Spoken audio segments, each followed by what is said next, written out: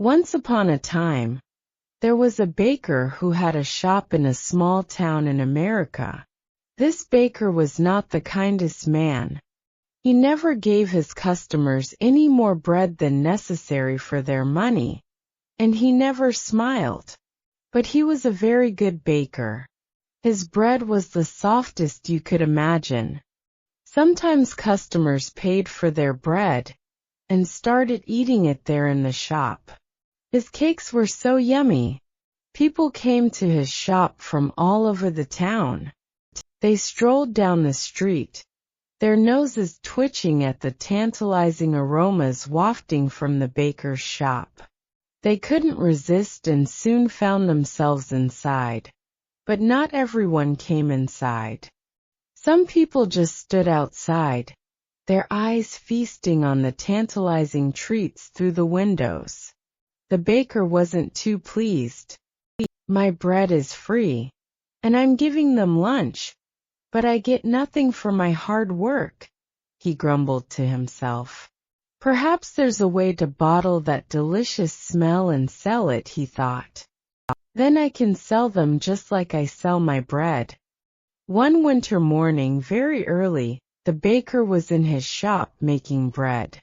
He wasn't singing happily while he worked.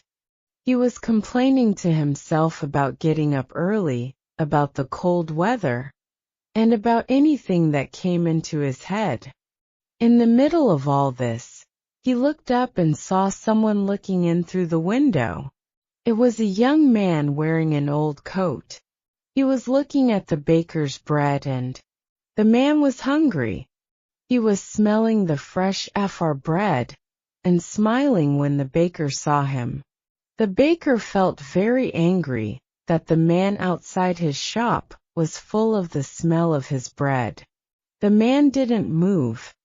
He just stood there, closed his eyes, and smelled the fresh bread happily.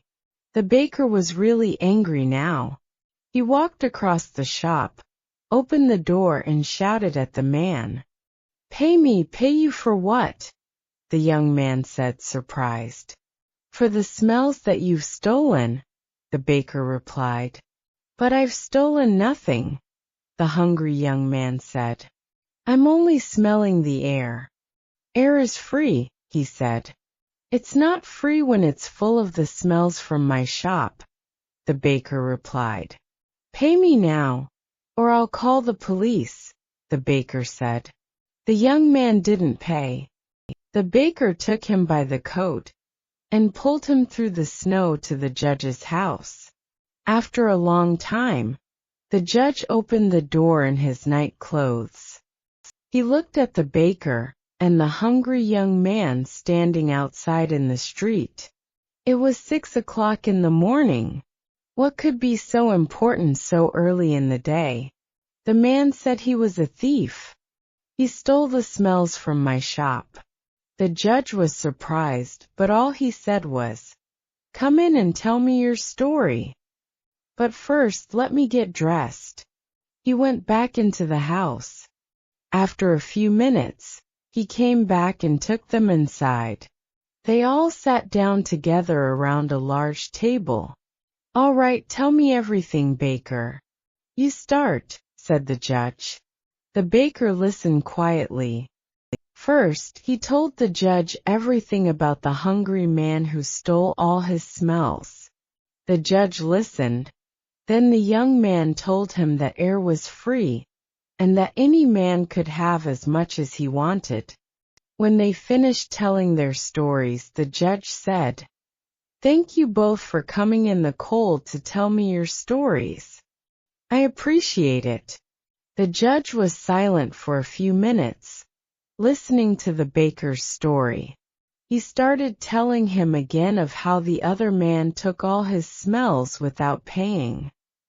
"Stop being quiet," the judge said kindly.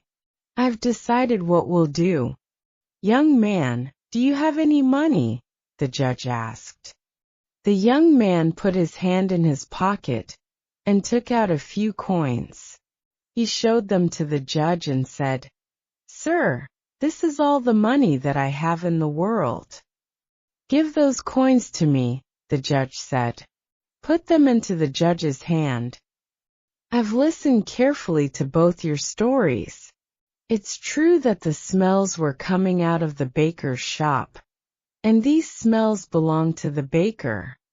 It's also true that this young man took those smells without paying for them. So I say that the young man has to pay the baker for the smells that he took.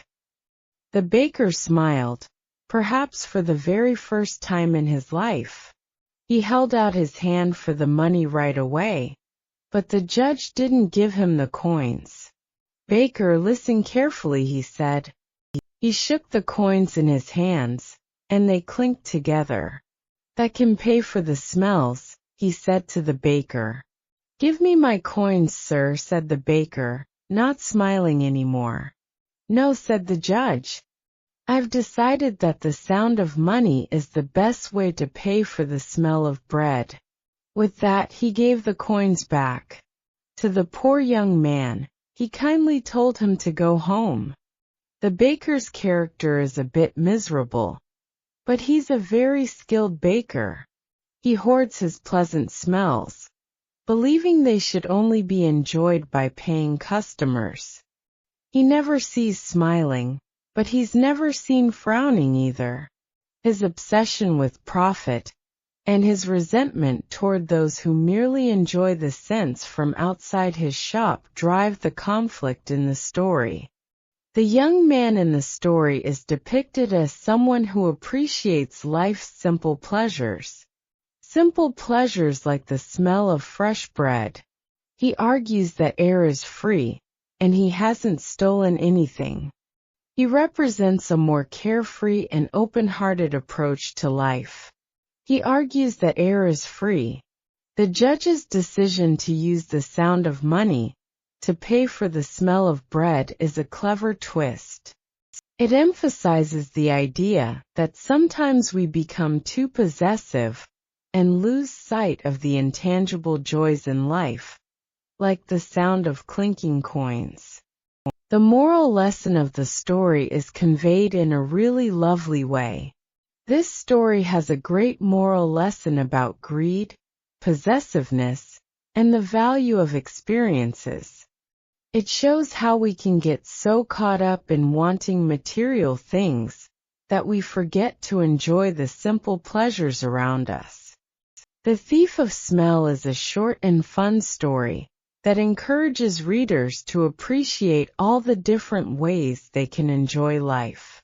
It also makes us think about the value of those small moments of joy.